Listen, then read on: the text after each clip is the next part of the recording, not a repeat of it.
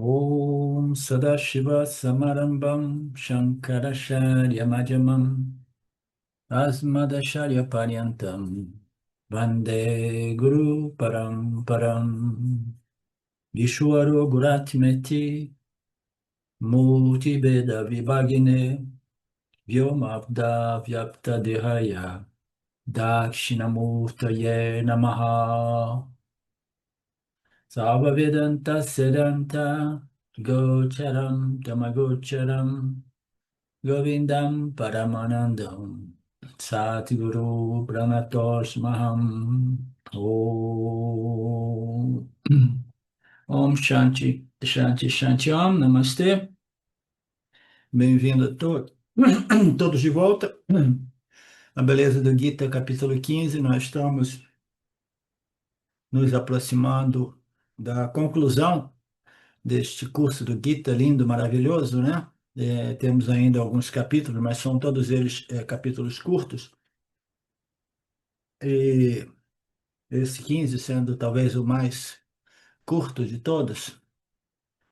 E não por menos, não, ainda assim não que seja inferior em termos de profundidade e beleza. Nós vimos no capítulo 14 o Krishna Guru apresentando todos os estágios de sadhanas espirituais como um processo no qual podemos chamar um processo de Bhakti Yoga, né? É como se somente através do Bhakti Yoga o ser pode ser realizado, né? Mas, por outro lado, parece uma contradição, porque nós sabemos e ouvimos dizer, inclusive do próprio Ramana Maharaj, que somente através do Jnana o ser pode ser realizado, porque o Jivatma já é o ser, já é Paramatma, então ele precisa compreender isso. Então, por que será que existe essa aparente contradição? Eu estou chamando de aparente porque não existe uma contradição, porque como o Swamiji muito frequentemente coloca, né? O Karma Yoga sem o Jnana Yoga, né? Ele é incompleto. E o Jnana Yoga sem o Karma Yoga é impossível. O Jnana Yoga sem o Karma Yoga é impossível, nas palavras do Swami Paramarthananda, né? Então, o que que significa dizer? Qual das duas yogas é mais importante? Ambas são importantes, né? E quando ele diz que Karma Yoga, Jnana Yoga sem Karma Yoga, ele está dizendo Jnana Yoga sem Bhakti Yoga é impossível, porque Karma Yoga é a expressão talvez mais substancial, né? Mais clara do que seja esta conversão da emoção humana, que é toda ela fundamentada nos nossos quereres e não quereres, sucessos e fracassos, né? E é a conversão dessas emoções humanas numa emoção sublime, que é apreciação, reverência, amor e gratidão pela oportunidade do milagre da vida, como eu costumo dizer. Então, são raros os indivíduos que desenvolvem esta emoção sublime, superior. Então, essa emoção, ela é mais do que nunca, né? Esse processo de conversão dessas emoções humanas é feito através do Karma Yoga, porque o indivíduo compreende o relacionamento com o Deus Criador e ele começa a responder como carta em total observação, respeito, né? E amor às leis e os princípios do Dharma, que são as leis do Senhor, né? Então ele faz isso e ele faz também com espírito de doação, de entrega, né? De atribuir, não, entregar valor ao campo dármico, sem somente estar interessado em extrair valor do campo dármico. Então, esta compreensão desse relacionamento através do Karma Yoga Vedântico, né? Ele deve ser seguido por esta conversão de emoções humanas, meramente humanas, egocentradas, nesta emoção de grande reverência, amor, gratidão e apreciação pela oportunidade de havermos esse corpo-mente humano que nos dá a possibilidade de reconhecer a real natureza da realidade, né? Então, Karma Yoga é a base. Karma Yoga é onde nós podemos desenvolver a devoção, a conversão de emoções humanas em devoção ao Criador. E, naturalmente, o processo vedântico é todo ele gira todo ele em torno a uma figura central que é Deus. No início, Saguna Deus, e lá no final é Nirguna Deus, tá? Então, Saguna Deus, Nirguna Deus. A devoção tem que ser crescente, né? E sempre crescente, crescente e sempre mais refinada, como nós sabemos. A devoção do devoto mais rudimentar é aquele que corre para Deus quando está em apuros e pede proteção, pede segurança, pede um milagre, né? Pede tudo a coisa, né? E depois imediatamente esquece de que do seu relacionamento com Deus, assim por dizer, né? Então, até o indivíduo crescer, passar por outros níveis, né? O Niskama, o Sakama, primeiro é um nível ainda até mais inferior do que o Sakama, porque é um devoto que só lembra de Deus quando está em muita dificuldade. Depois é um que está sempre lembrando de Deus, mas sempre invocando Deus para que ele possa ter sucesso na vida, mas está sempre pensando. O terceiro é aquele que invoca Deus simplesmente porque o amor por Deus, a devoção por Deus cresceu e ele está sempre agradecendo Deus por tudo, né? Então ele não está realmente fazendo coisas por si, mas para servir Deus, e Deus é o campo dármico, Deus é o Vyavaharika, né? É o mundo no qual vivemos, né? Essa ordem bem desenhada inteligentemente, que nós somos convidados a protegê-la, né? Então, e o último estágio, naturalmente, é o Advaita Bhakti, né? É um Bhakta que compreendeu que a real natureza de Deus é livre dos gunas, é gunatitaha, ou é nirguna. O indivíduo compreende que eu tenho duas naturezas, uma minha natureza saguna, mas a minha real natureza é nirguna, e as escrituras finais dos Vedas, o Veda Anta, dizem que o Atma deste meu Jiva é idêntico ao Atma de Paramatma, ok? Então, o desafio final é simplesmente não somente ouvir essas declarações grandiosas de identidade, mas integrá-las, digeri-las, né? Internalizá-las até que elas não sejam meramente uma ideia, uma sugestão, um conceito, mas sejam uma realidade, né? Então, este é o conhecimento direto, é o conhecimento firme, livre de qualquer sombra de dúvida, que pode ser medido através dos frutos que você colhe através, né, com esse conhecimento. Então, tudo isso para contextualizar o nosso final de semana, né, as aulas desse final de semana, que essa devoção eram todas as sadhanas espirituais que culminam com o Nididhyasa, Shravana Mana Nididhyasana dos Upanishads, e que Krishna Guru, né, apresentou e no final dizendo, ó, isso aqui é alguma coisa, mas somente para aqueles indivíduos que diagnosticaram realmente o seu problema, né? Identificaram qual é a doença, qual é o problema, né? E uma vez a doença, o problema tenha sido devidamente identificada, né? Eles vão buscar um remédio, uma solução adequada, né? Porque existem remédios paliativos no âmbito da ciência médica moderna, existe quase todos os medicamentos são paliativos, tratam ou abordam a doença a nível superficial, sem jamais curar realmente a doença.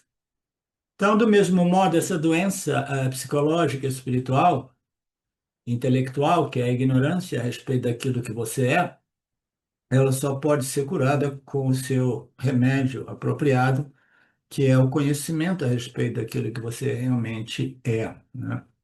E esse conhecimento, por que que ele cura essa doença do samsara? Quem é que pode me responder isso agora? Só para ver se está todo mundo acordado aí.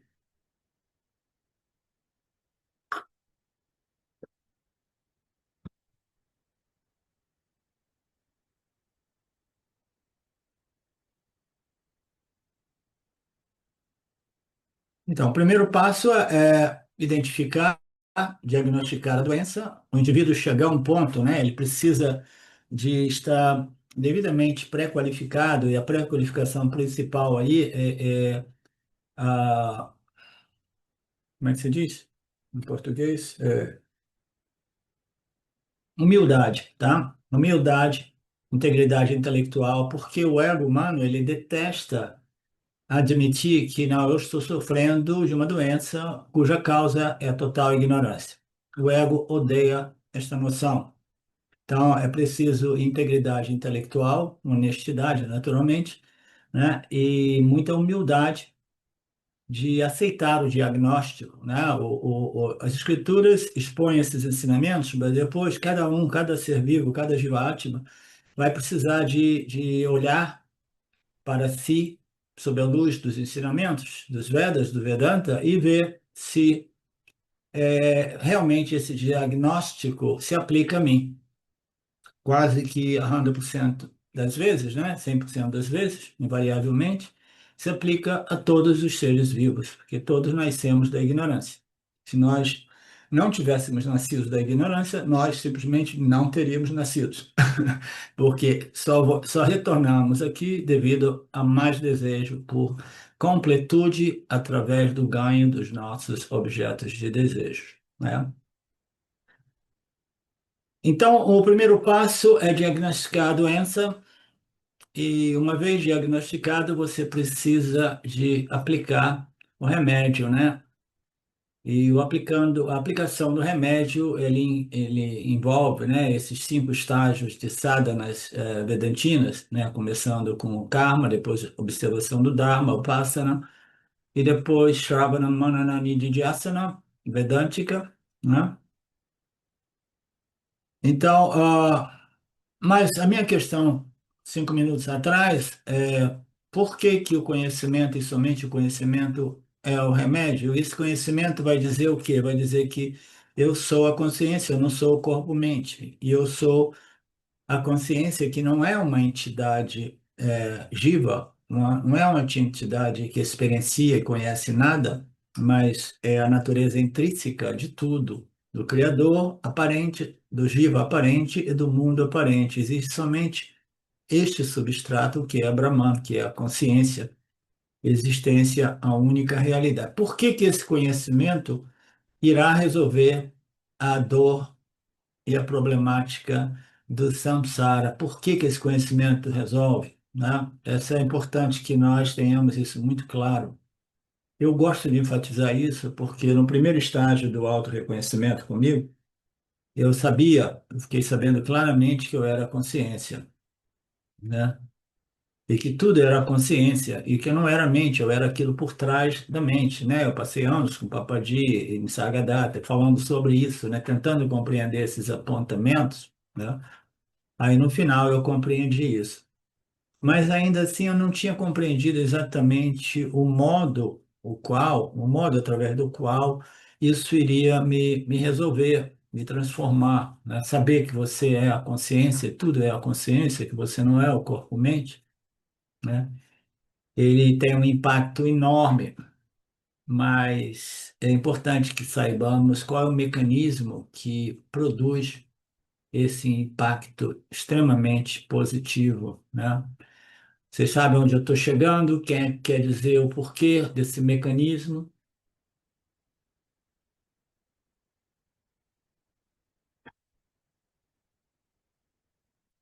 É muito simples. Quando o autorreconhecimento ocorreu para mim, eu fiquei sabendo aquilo que eu já sabia intelectualmente, eu sou a consciência, né? Eu tive uma compreensão, né, misturada com uma mini epifania de que eu era essa luz, eu via essa luz assim. Não é que você precise ter uma epifania, nem uma epifania enorme ou pequena e sutil, né? Não, o conhecimento ele transforma com ou sem qualquer nível de epifania. Então, saber que você é a consciência é o primeiro passo. O segundo passo é saber o que que significa ser a consciência, tá? Então, o que significa ser a consciência é o que ficou faltando no primeiro momento do meu autorreconhecimento. Estou falando de 12 anos atrás. Então, significa simplesmente que eu sou a única realidade, que não existe nada além de mim, só existe eu. E esse eu não é o corpo, mente, sentidos, é a consciência. Então, aquilo que eu realmente sou é a única realidade, é infinitamente não limitado e é a única realidade. Tá? Tudo que ocorre é simplesmente uma sobreposição naquilo que sou eu, a consciência do observador desse mundo, desses mundos, né? Então, você precisa compreender por que que você realmente quer diagnosticar essa doença e por que você realmente quer seguir esse processo vedântico que requer muita dedicação, né, entre outras coisas, requer tempo que não sabemos exatamente, requer a graça do Senhor, requer muita maturidade, né, para alcançarmos, né, o fim do processo.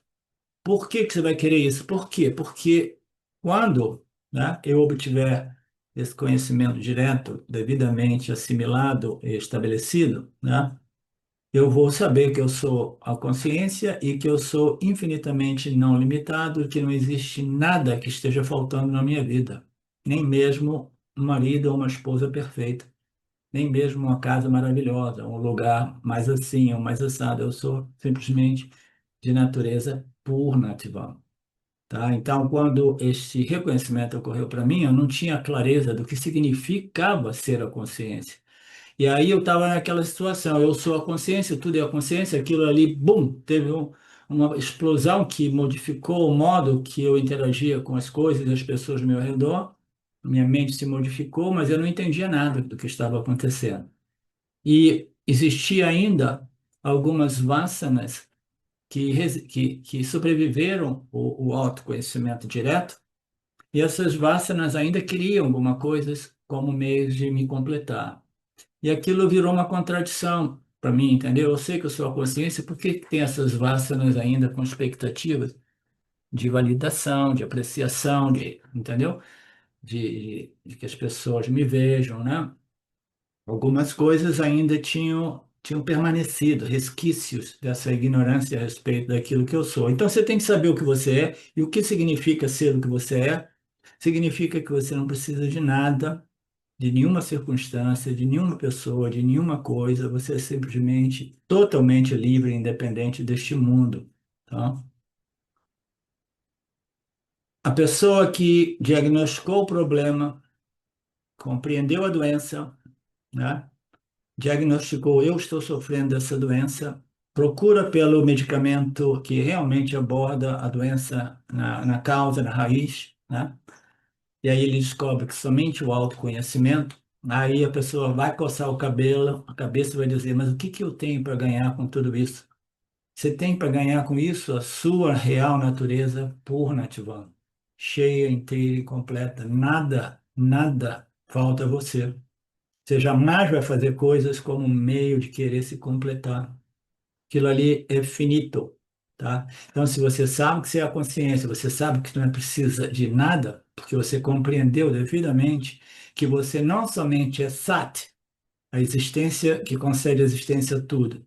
Chit, a consciência que reflete o mundo e se reflete no mundo como todos os jivas, né? Mas você é Ananda, que é o terceiro aspecto do auto-reconhecimento. Eu sou a consciência, uma sem um segundo. Eu sou infinitamente não limitada, porque só existe eu, a consciência. Então, esse terceiro... Ô, tadinho! Um pássaro bateu na janela aqui, vai morrer.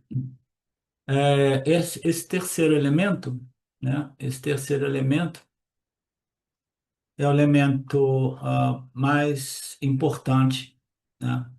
O James costumava apresentar isso como as pessoas, elas muitas vezes elas têm uma compreensão e elas pensam que, eu iluminei, não, elas são no máximo dois terços iluminadas, porque elas não compreenderam devidamente que ela não tem nada que esteja faltando, entendeu? Então, todos os desejos, eles vão se dissipando rapidamente, deixando o indivíduo com a mente livre dos desejos, tá? Então, isso só é possível com conhecimento direto. Então, tudo isso para nos trazer a aula de hoje, porque uma vez nós tenhamos diagnosticado, né, tenhamos nos incluído como pacientes dessa doença que assola a humanidade, né, que destrói cada nascimento, etc, etc. E aí eu admiti, eu aceitei que o único remédio é o autoconhecimento e eu compreendi que vale a pena entrar através desse processo, porque o que eu tenho a ganhar é algo inestimável. Imagina viver sem nenhum sentimento de que algo está faltando para me dar alegria, satisfação, felicidade a cada momento, tá?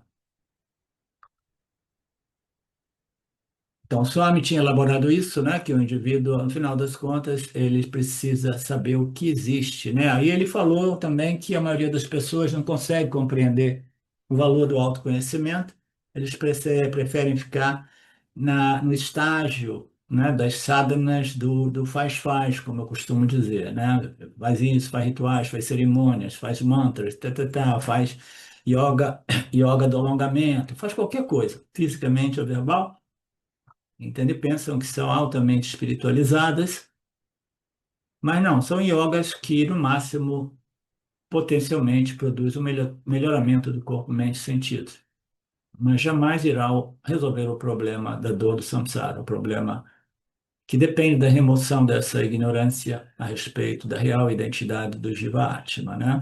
Então, quase todo mundo fica preso no faz-faz religioso espiritual, né, que existe por aí. Elas permanecem lá quase que indefinidamente. Elas não querem abandonar aquele espaço, principalmente na Índia, onde existe uma ênfase muito grande religiosa em torno aos rituais, aos pujas, e, né, que são rituais de adoração. É muito bonita, muito emocionante, né? Eu fui na Índia, a minha última passagem na Índia, os últimos anos que eu fui na Índia, né? A propósito, apareceu uma fotografia para mim no meu Facebook do último seminário que eu fiz em Tiruvannamalai. Eu vou compartilhar com vocês nos links essa fotografia, que é curioso ver aquilo. Parece um sonho, né? Uma impressão mental que claramente, né, ela, ela se dissipa devido à sua insubstância como realidade. A única coisa que não se dissipa é a consciência, a luz do observador de tudo isso, o iluminador. Então, as pessoas não querem. E elas ficam presas no faz-faz, e o outro tipo de pessoa, como nós sabemos, é aquelas que têm um intelecto analítico bom e vê assim, não, eu quero o último estágio, o quinto estágio, eu vou no último. E qual é o último estágio? É simplesmente reivindicar a Ram Brahmasmi. Falar comigo mesmo, eu sempre gosto dos atalhos, né? Então, a Ram Brahmasmi, o indivíduo vai se convencendo disso, vai tentando convencer outros de que ele é Brahman e vai convidando outros a também reivindicarem que a Aham Brahmasmi, sem estarem preparados para o último estágio, o estágio final deste processo, né? Então, ambos, né, estão equivocados, porque o Yin Yoga final, sem a base, é impossível. E a base, sem que nos movamos no estágio final, é simplesmente um desperdício de preparação espiritual, tá? Ah, nós vimos aqui neste início do capítulo 15, né? Os versos não começaram ainda, ou começaram, acho que a gente viu o verso 1. É, é, para explicar a doença do samsara mais especificamente, né? Primeiro o indivíduo ele compreende que existe essa doença, algumas pessoas sofrem a nível quase que terminal, significa dizer não tem cura nesta vida. O ego está cristalizado, né? De tal modo na ignorância que somente o nascimento novo dá a possibilidade. Depois do indivíduo exaurir um pouco de punha-papa entre um nascimento e o outro. Mas, de qualquer modo, o indivíduo, ele compreendeu tudo isso e aí Krishna Guru apresenta o samsara em analogia, uma analogia da árvore mística vedântica, né? Cujas características comuns são diversas devido o brilhantismo, né, de Shankaracharya de apresentar, né, dezenas de fatores comuns. Então, sempre que usamos um exemplo, o exemplo serve, uma analogia serve desde que ela exista algumas características comuns com aquilo que eu estou apontando, né?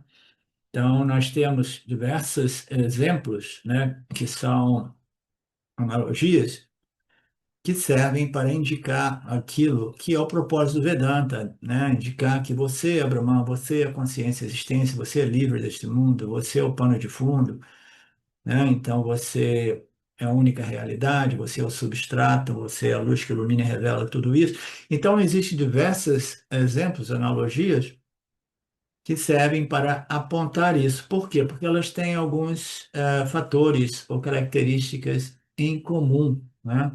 A analogia com o fato de que você é a consciência. Então, a gente pode pegar um exemplo, você é a luz que ilumina e revela. A luz é muito frequentemente apresentada como um grande símbolo daquilo que é a realidade, Brahman, por quê? Ela é um exemplo, né? Ela ilustra o aspecto Chit de Brahman, que é a consciência. A consciência é o Pramana original, é aquilo através do qual o conhecimento é obtido através do Jiva Atma, neste mundo, né? E através de Ishvara também. Então, quando a gente usa a luz como um exemplo, da consciência, a gente pode ver diversas características comuns, mas permanece sempre uma característica que não é comum, porque senão a luz seria a consciência, mas a luz é somente um símbolo. É o que que ela não existe em comum com a consciência? É que a luz é simplesmente energia inerte. Ela não é realmente conhecida. Eu estou falando da nossa luz solar, a luz física nossa aqui, né? Mas a luz da consciência é uma luz sem a qual o sol não brilha e a mente dos jivas, né, não brilham também para iluminar os nossos meios ambientes. Ok. Tá? Então vamos entrar no outro texto.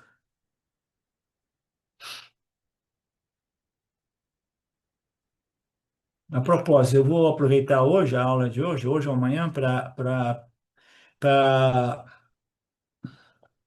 compartilhar algumas passagens do nosso Kaivalya Upanishad, que é o tema do nosso seminário que começa em 2 semanas. São passagens muito bonitas. Esse Kaivalya Upanishad é muito profundo porque é uma concentração enorme de Mahavakyas, de declarações de identidade, que requer que o indivíduo esteja mais familiarizado com terminologias, conceitos do Vedanta e mais maduro um pouco. Mas é muito lindo, é muito profundo. E eu vou compartilhar uma passagem aqui hoje que é pertinente a algumas situações do nosso grupo também, de algumas pessoas, etc. Tá? Então, não me deixem esquecer isso, por favor, tá, Betânia? Me lembra, tá?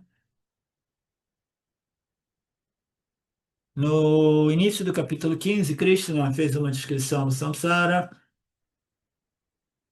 Por quê? Para que um buscador possa compreender o que é moksha. Moksha é a libertação do sofrimento psicológico humano. Por que do sofrimento psicológico humano? Ignorância a respeito da real natureza do ser.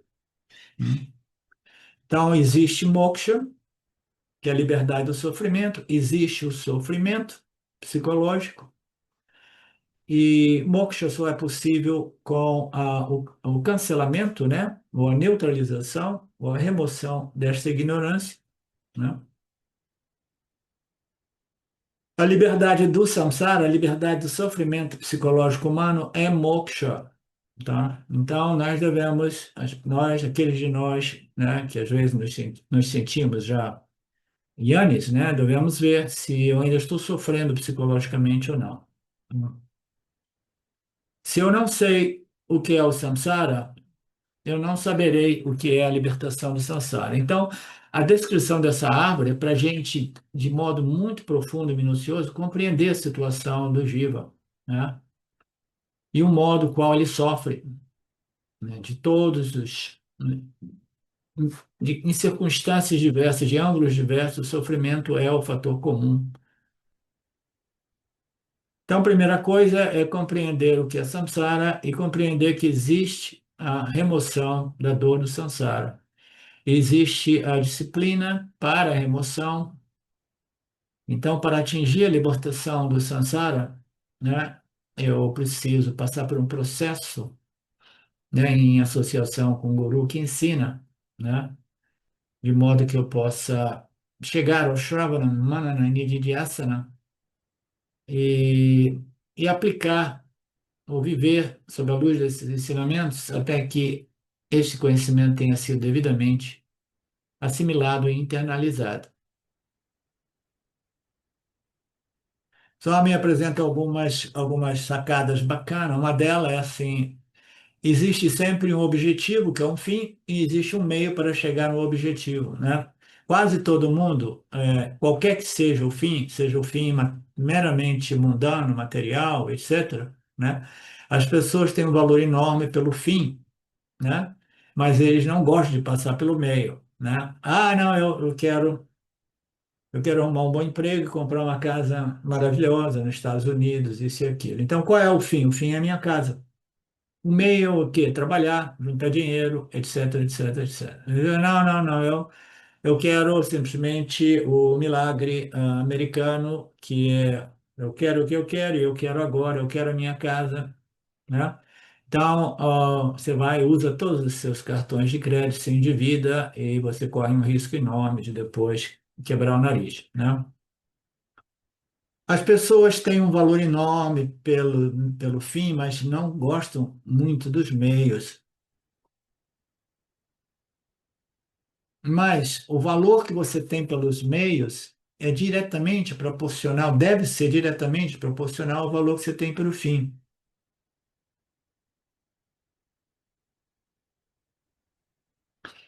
Se você tem valor pelo fim, mas não tem valor pelo meio, você jamais realmente desfrutará do ganho final, que é a realização do seu desejo, qualquer que seja ele. Eu nunca terei o valor para os meios, porque o valor para os meios é diretamente proporcional ao valor para o fim. E se eu não tenho valor pelo meio, ou se eu não tenho valor pelo fim, então eu não tenho valor pelo meio. Então, ambos os casos se diz, se eu não conheço o valor de moksha, eu não vou ter o valor pelo meio, que é o que mais se aplica nessa análise. Eu preciso saber o valor de moksha, o valor da remoção da dor do samsara, né? Para que eu tenha desenvolva muito valor e motivação pelos meios, né? As pessoas, elas não gostam de fazer esforço para obter as coisas, né? Elas odeiam o Vedanta quando o Vedanta diz que qualificações são indispensáveis, né? Elas correm, vão embora do Vedanta, procuram um desses gurus enganadores que são vendedores de ilusões, falsas promessas, porque é preferível viver sob a ilusão da falsa esperança do que enfrentar a realidade assim como ela é. São raros os indivíduos que têm coragem de saber e enfrentar a realidade, seja no mundo espiritual como no mundo mundano. Estaremos comprometidos com todo esse processo de sadhanas vedanas somente quando soubermos claramente o que é o fim e o que eu ganho no fim, né? Eu preciso saber que o fim é moksha, a libertação da dor psicologicamente humana, e a dor psicológica humana, ela se traduz como sofrimento, ela é causada pela ignorância da real natureza do ser, e a ignorância só pode ser removida através da compreensão, o conhecimento da real natureza do ser.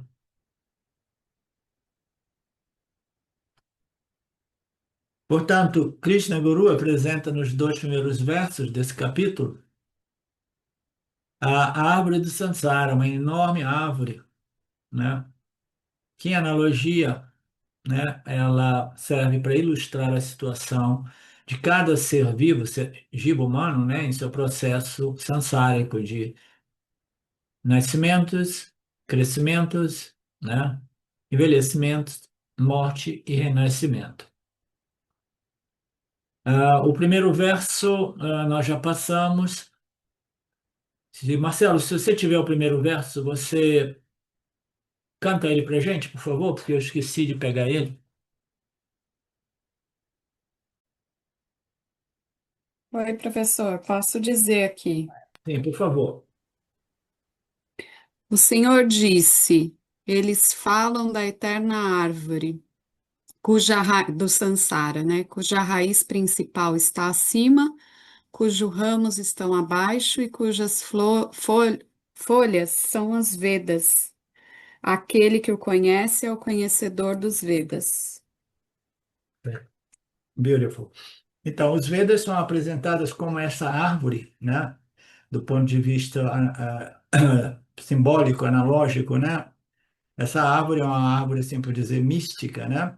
Com as raízes para cima e tudo o resto se desenvolvendo para baixo, tá? Então, para cima significa a base, mas misticamente falando, a causa de tudo é sempre mais invisível do invisível, tá? Então, o nosso corpo causal é aquele que causa o corpo sutil e o corpo físico, tá? Então, a essência, a prakriti de todos nós é o nosso corpo causal, o corpo de nossas vássanas, né? Então, a raiz, né, representa as vássanas universais deste nosso mundo, né? E elas permanecem para cima para, para denotar o fato que os gunas e os elementos primários eles vão se densificando e grossificando até que eles se tornem uma árvore visível, tá? Portanto, é por isso que a árvore é apresentada de cabeça para baixo, tá? Ou com a raiz para cima, né? Então, no segundo verso, ele começa a ilustrar um pouco mais essa árvore. Os ramos nutridos pelos gunas. Os gunas são a base de tudo, né? Os gunas, eles vão configurar os elementos e os elementos vão configurar todos os objetos do universo, né? Nutridos pelos gunas e cujos brotos são os objetos dos sentidos, tá? Então, nós estamos vendo aqui esta árvore, em termos de uma manifestação do cosmos, né? No início existe somente o verbo, só existe puro sattva guna, só existe conhecimento de tudo, presente, passado e futuro, né? E quando a manifestação ocorre, né, o primeiro desenvolvimento é o desenvolvimento dos objetos dos sentidos, né? Os objetos eles vão se desenvolvendo e com eles vão desenvolvendo os órgãos dos sentidos para que eles possam capturar esses respectivos objetos dos sentidos. Então, esses brotos dessa árvore são os objetos dos sentidos. Em relação ao Jiva, é toda a configuração gúnica ao nosso redor, é o desenvolvimento, né, dos brotinhos dessa árvore que se espalham para baixo, para os lados e para cima. Além disso, as suas raízes se estendem para baixo, causando ações no mundo dos humanos, tá? Então, aqui ele passa da árvore mística para a árvore simbólica, né? A árvore do samsara, a nossa analogia. As raízes elas se estendem para baixo, causando ações no mundo dos humanos. Então, é sempre uma mistura do simbolismo místico desta árvore, né? Que é um símbolo, uma analogia daquilo que é a condição do samsara mental, psicológico, humano, tá? Que é uma situação na qual o indivíduo ele se posiciona, né, inconscientemente em diversos níveis de experiência humana, né, colhendo os doces, os frutos doces, menos doces, amargos e azedos, né, da vida, sem jamais conseguir deixar essa árvore.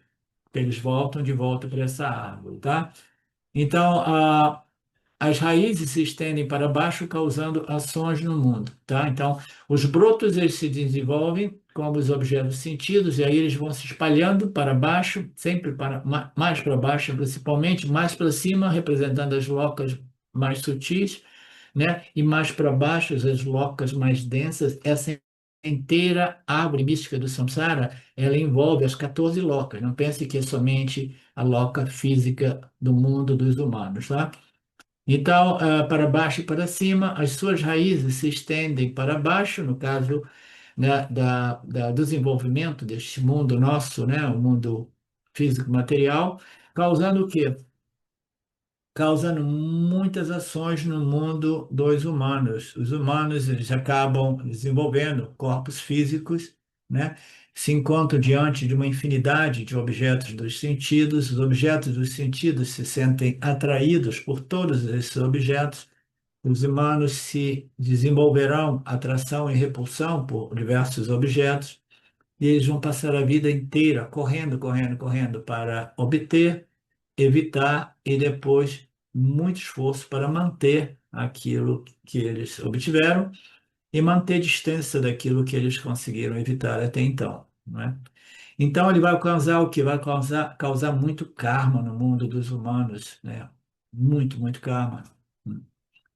Tudo isso a partir dos gunas, que se desenvolvem como brotos, né?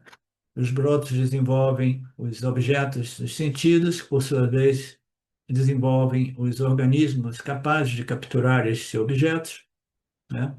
Esses organismos são todos os tipos de jivas, né? Os jivas humanos, os jivas, né, celestiais, os jivas mais para baixo, e as raízes vão se espalhando, causando o dinamismo do samsara, no qual está todo mundo correndo, correndo, correndo, ralando, ralando, ralando, né, tentando resolver o problema sem ter diagnosticado devidamente o problema. So, Krishna Guru está aqui querendo colocar tudo isso no contexto da causa do problema, a ignorância, né, oferecendo o remédio ou a solução. Como nós sabemos, Brahman é a raiz dessa árvore, o universo inteiro é o tronco principal, né, e os ramos. E ele diz que toda a seção do Karma Kanda dos Vedas, né, todo faz apresentar nos Vedas, as sessões ritualísticas, os pujas, né, as cerimônias, elas são comparadas às folhas, porque todas as atividades constantes, elas são como as folhas verdes das árvores, porque elas vão nutrir esta árvore, tá? Então isso aqui é uma indicação importante, porque o que nutre o samsara são todas as ações dos jivas humanos totalmente fundamentadas na ignorância da natureza purnatva, do próprio jiva. Tá? O jiva, ele acredita que ele é pequeno, incompleto, insuficiente, inadequado, e ele vai fazer muita ação para tentar suprimir ou cobrir este sentimento de limitação e finitude, tá? E insegurança. Então, essas folhas, né, elas irão nutrir essa árvore, como eu citei na semana passada. Se você perde as folhas da árvore, a árvore tende a morrer. E do mesmo modo, todo corre-corre dos vivos humanos mantém este samsara, esta árvore, representada pela árvore, o universo no qual seres sencientes ocorrem, né? Totalmente ignorantes da real natureza do eu. E eles passam uma vida correndo, correndo, correndo, correndo, ralando, ralando, ralando, tentando resolver o problema, sem compreender realmente o que está ocorrendo. Neste verso temos alguns mais detalhes sobre os ramos dessa árvore do samsara. A árvore não mística, mundana. Ele diz: seus ramos estão espalhados, os ramos da enorme árvore de samsara, por todas as partes. Onde eles estão espalhados, em geral, toda árvore tem uma raiz central e raízes secundárias, ok? Então, essas raízes que se espalham em analogia, são representadas simbolicamente pelas 14 locas, como apresentado nas nossas escrituras védicas, né? São os ramos da enorme árvore da samsara mundano, e alguns deles no centro no meio. Em suma, todos os 14 locos são os ramos. Não, aí já são os ramos, tá? Porque os ramos são aqueles nos quais, né, os seres podem realmente colher os frutos, né? Os frutos, eles ocorrem através dos ramos dos frutos, né, que se desenvolvem nos ramos. Raramente existem árvores que produzem frutas no tronco principal, né? Então, existem 14 locas, são todas as distribuições, né, dos galhos e ramos, e só me faz referência às locas superiores, né, apresentando o nome dessas locas, o nome técnico dessas locas em sânscrito, né? E nós temos o Buloka, né, que é a nossa ordem do mundo terrestre, o mundo dos humanos, né, no qual nós interagimos através desse corpo físico humano, né? Existem ramos inferiores, locas inferiores, existem nascimentos inferiores, existem nascimentos superiores, nascimentos inferiores. Quando nós falamos de nascimento, sempre se refere a este buloca, mundo terrestre. Como é que eu vou obter um nascimento inferior neste mundo buloca, nesta loca física e material? Eu posso obter um nascimento no reino vegetal, né? No reino animal, posso ser um inseto. Ainda assim, eu estou no mundo terrestre, né? Mas com um nascimento, obtendo um corpo inferior, né? Ou eu posso obter nascimentos superiores, aonde os nascimentos são sempre neste mundo dos homens, das mulheres, humanos, tá? As locas superiores não são locas nas quais nós nascemos, o nascimento ocorre aqui. Então, no mundo terrestre, eu obtenho também nascimentos superiores. Como assim? Um nascimento como o nascimento de alguns desses Mahatmas que nasceram já profundamente desenvolvidos, né, espiritualmente, né? E isso é tudo indicação do mérito do indivíduo em nascimentos passados, tá? Então, como eu costumo dizer, essas locas a nível místico, se refere a todas essas locas nas quais o Jiva viaja quando ele deixa o mundo físico e material. Quando a gente deixa esse corpo, a gente sai do corpo e a gente ou fica vagando para retornar aqui imediatamente, ou a gente vai para uma loca superior ou inferior para, assim por dizer, colher os frutos dos nossos esforços de crescimento, tá? Então, mas do ponto de vista humano, nós experimentamos, o ser humano encarnado, experimentamos essas locas enquanto encarnadas numa mesma vida, tá? Eu passei por momentos, eu acredito que seja o caso com todos vocês, passei por muitos sofrimentos extremos nessa vida, tá? Muita dor, muito desespero, e passei por momentos de plenitude, de estados mentais maravilhosos, né? Celestiais, sublimes, etc, etc. Então, os nossos estados mentais, eles ocorrem atravessando essas locas, né? Porque, como eu disse na aula passada, nós não somos somente o corpo físico, nós somos o corpo físico e o corpo mental, emocional, cognitivo. Então, o corpo sutil, o corpo físico, é o complexo corpo-mente. Então, do ponto de vista do nosso corpo sutil, a gente atravessa todas essas locas enquanto ainda, né, ancorado no corpo humano, tá? Então, depois que a gente deixar esse corpo humano, a gente espera de não precisar ter mais nenhum corpo, ou que a gente volte de novo com um corpo humano, porque voltar aqui, no máximo, você obtém um corpo humano. Daí a importância, daí as escrituras dizerem isso aqui é uma bênção, você não sabe, não consegue compreender o privilégio de obter um nascimento humano, porque é o máximo que a gente pode obter aqui para produzir este punha-papa, ou crescimento, ou declínio espiritual, né?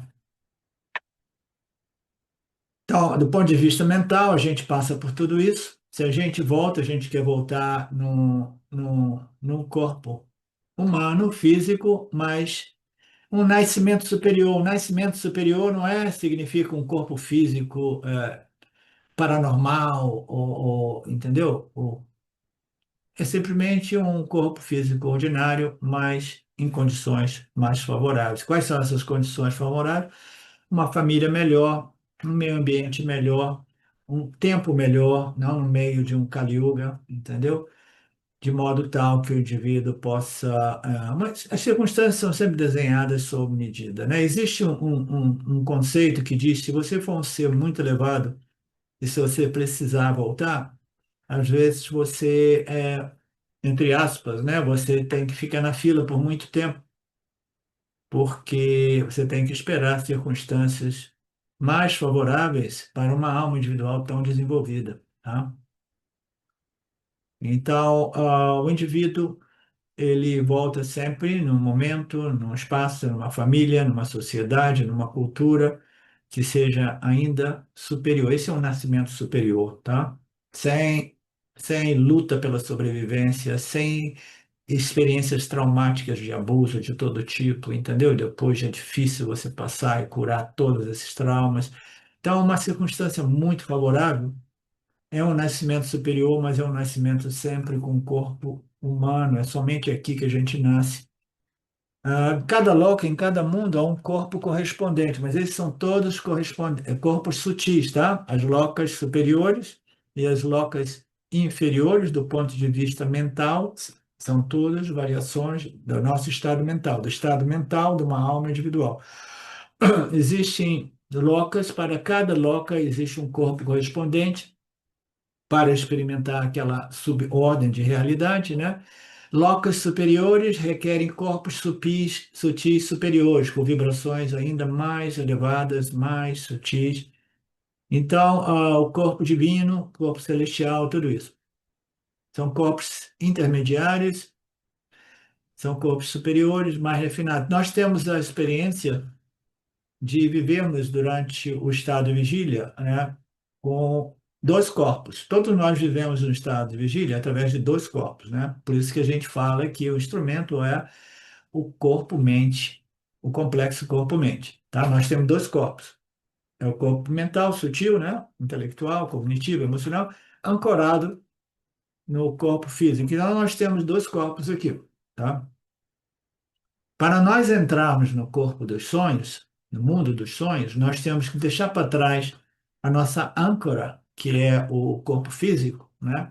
E a gente, literalmente, a gente deixando o corpo físico para trás, a gente assume, através do nosso corpo sutil, e somente o nosso corpo sutil, a gente assume ele para entrar no mundo dos sonhos, tá? O mundo dos sonhos é um mundo no qual as impressões mentais, emocionais, cognitivas são retidas, as nossas vássanas, né? E elas, através de um poder chamado Nidra Shakti, um poder de Maya, ela projeta, né? Então, um mau contato chato aqui, não posso tocar com pele. Ela projeta o mundo das nossas vássanas, todas as impressões mentais, emocionais, psicológicas, cognitivas, elas são projetadas, né? Mas para isso a gente tem que abandonar o corpo físico. Então, literalmente, a gente deixa o corpo físico quando a gente entra no sono profundo e a gente deixa o corpo físico quando a gente entra no mundo dos sonhos, tá? Então, essas locas superiores, como também inferiores, nós entramos mentalmente nelas, né? É, então, essas locas representam os ramos superiores da árvore. O corpo humano não é superior como o dos devas, divindade, nem é inferior como as uras, devas, ou animais. Portanto, o corpo humano é um corpo intermediário, tá? Então, isso aqui, de novo, é um tema místico, portanto, eu não me interesso tanto, eu nunca interessei por misticismo, esoterismo, que o Swami está dizendo que o corpo humano, ele está se referindo ao corpo físico. Ele está dizendo não é superior que os corpos sutis, entendeu? E nem é inferior aos corpos dos demônios ou animais. O corpo físico é simplesmente o corpo físico. Aqui ele está querendo dizer, não é superior nem inferior, é o corpo físico. Ele coloca que é um corpo intermediário, né? Mas a gente, neste mundo Vyavahárika, a gente experimenta o nosso corpo físico e o corpo sutil, tá? Então, didaticamente, a coisa pode ser apresentada assim ou assado, dependendo da audiência, mas fundamentalmente O corpo humano é um complexo de corpo e mente, tá? E ele é diferente do corpo, do complexo corpo-mente dos animais, isso a gente pode dizer. Então, o mundo dos homens, o mundo dos humanos, né? Ele é um mundo diferente, embora o pano de fundo, embora o substrato, embora a base seja sempre o mesmo via Vihara, essa projeção física material, os animais, eles experimentam essa projeção aparente de um modo diferente, que nós não compreendemos exatamente, né? Mas pela observação é claro que eles não têm um intelecto capaz de desenvolver inquirições profundas sobre a natureza da realidade, né? Eles só pensam em comer e sobreviver.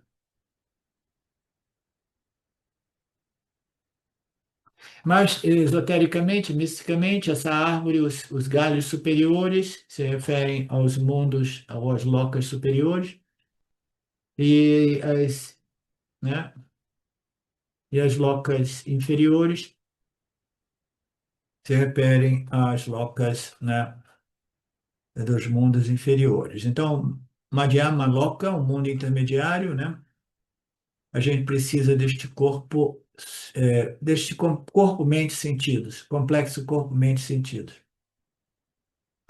Shahira, significa os corpos, os ramos do meio, mundos inferiores, essas coisas esotéricas, elas não nos interessam, embora para vocês, né, talvez alguns de vocês fiquem babando com esse tema, mas esse tema é absolutamente relevante, irrelevante no que tange ao autoconhecimento e, e resolução da problemática do samsara, né?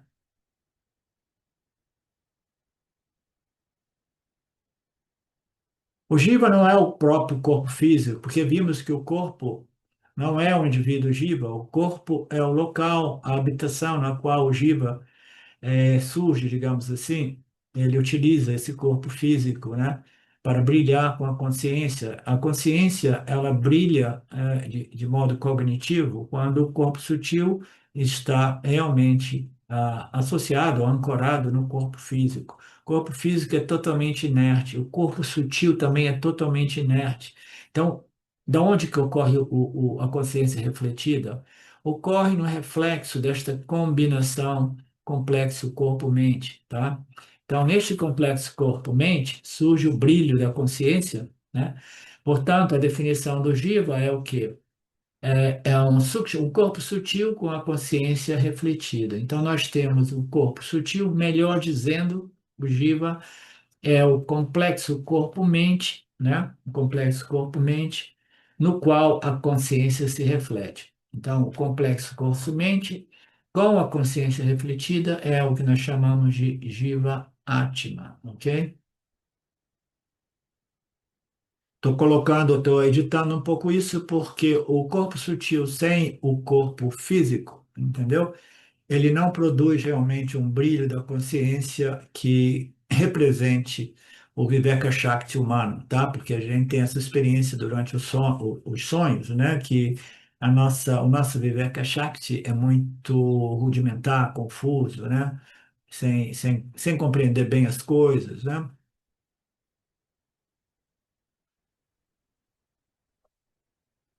Este corpo físico é o ramo intermediário, bababá.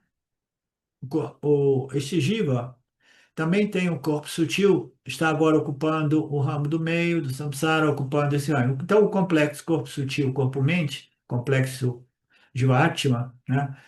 Complexo corpo-mente sentidos, né? Está ocupando o mundo dos homens, né? Que é a loca intermediária, a loca dos humanos, né? E nessa loca dos humanos é onde a gente experimenta prazeres e dores, mas não somente aqui nós experimentamos prazeres e dores. Nós experimentamos prazeres e dores em outras locas superiores e inferiores sem estarmos ancorados no corpo físico, somente com uma variação dos nossos de corpo sutil, tá? Corpo sutil com frequências de energia distintas são ditos ser corpos que nos permitem entrar naquela subordem de realidade. Então, está ocupando o ramo do meio, experimentando prazeres e dores aqui, como também em outras lokas, né? A única diferença é que aqui a gente apresenta, a gente experimenta prazeres e dores, mas a gente tem a capacidade, né? Nós temos uma estrutura de campo de experiência e uma estrutura cognitiva e intelectual que nos permite conectar os pontos entre o que eu estou colhendo e as ações, pensamentos e atitudes que precedem o que eu estou colhendo, e aí eu posso implementar mudanças na minha vida, correções, entendeu? Então, eu posso transformar uma vida dominada por muito papa em uma vida mais dominada, ou dominada por menos papa e mais punha, ou mais elevação espiritual. Quando os karmas mudam, o jiva deixa este ramo. Então, no mesmo jiva, complexo corpo-mente, ocupando essa árvore simbólica do samsara, né, nós estamos num nível de vibração no qual, me sinto muito zen, né? Tinha um tempo que tinha a expressão, me sinto muito zen, nada me toca, eu estou com essa alegria, com essa paz, isso e aquilo, né? Então, o indivíduo está ali. Aí, o que que ocorre? O parábada muda a nível circunstancial para quase todos, tá? É uma guerra mundial, digamos assim, né? Que é um medo mais, né, relevante nos dias de hoje. Então, o que que ocorre? O Parabada Karma muda e o Diva, imediatamente, ele muda de ramo. Ele muda a sua frequência vibratória, entendeu? E ele vai começando a descer, descer. Significa o quê? A mente vai se tornar sempre mais perturbada, mais problemática, mais agitada. Isso é uma coisa que eu vejo constantemente. Quando circunstâncias são mais difíceis, né? Alguns dos meus alunos que antes eram mais assíduos, eles começam a ficar mais perturbados por causa de finança, por causa disso, por causa daquilo. E em vez de se concentrarem ainda mais nos estudos, o que que ocorre? O intelecto vai perdendo o Viveka Chakra, discriminação, e eles abandonam as aulas para usar aquele tempo para correr mais e mais atrás de segurança no samsara, entendeu? Mais negócios, mais oportunidades, isso e aquilo, pá, pá. Entendeu? Então, a falta de discriminação vai fazendo de modo que o cara, que a pessoa opte por valores inferiores como se eles fossem superiores, tá? Então, a mudança do parábada no meio ambiente vai fazendo do indivíduo essa oscilação, né? É como se ele estivesse passando por locas distintas, porque o indivíduo, como eu estou enfatizando sempre, ele não é só o corpo físico, é o corpo físico e o corpo mental, sutil, né? Então, mentalmente, ancorado no mesmo corpo físico, agora eu estou experimentando condições muito perturbadoras e muito problemáticas, psicologicamente e mentalmente. Vocês entendem?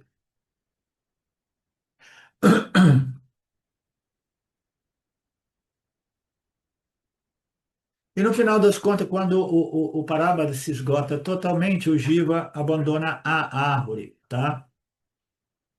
E o corpo é dito ser morto, né? Ele fisicamente abandona a árvore, mas simbolicamente ele permanece, né? Vibrando ainda em torno dessa árvore, esperando pelo próximo instrumento de experiência. Significa que o pássaro Jiva deixou o Madhyama, o ramo do meio, né? Com o corpo físico, para ir para um ramo superior, desencarnado, né? Que é um corpo sutil mais refinado, etc, etc. E ele entra em todas essas coisas do, dos Puranas, né, esse aspecto mais mitológico e místico dos Vedas. O Jiva pode ir para mundos superiores, né? Você já compreendeu o suficiente para saber que ninguém com o Viveka Shakti mais refinado é interessado em locas superiores, né? Locas celestiais, né?